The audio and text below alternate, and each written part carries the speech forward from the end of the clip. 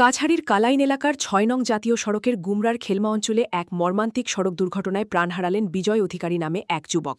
এই হৃদয় বিদারক ঘটনায় এলাকা জুড়ে শোকের ছায়া নেমে এসেছে। প্রত্যক্ষদর্শী ও স্থানীয় সূত্রে জানা গেছে, খেলমা জিপির করচুড়া এলাকায় একটি দ্রুতগতির মোটরসাইকেল নিয়ন্ত্রণ হারিয়ে সামনে থাকা একটি ট্র্যাকের সঙ্গে সজোরে ধাক্কা খায়।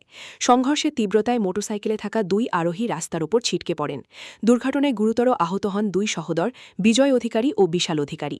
ঘটনার পর প্রত্যক্ষদর্শীরা দ্রুত উদ্ধার কাজে নেমে পড়েন এবং আহত দুই যুবককে উদ্ধার করে কালাইন সিএইচসিতে পাঠান।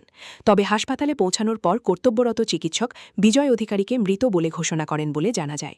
অন্যদিকে আহত বিশাল অধিকারীর চিকিৎসা চলছে। এই মর্মান্তিক দুর্ঘটনার খবর ছড়িয়ে পড়তেই এলাকায় শোকের আবহ তৈরি হয়।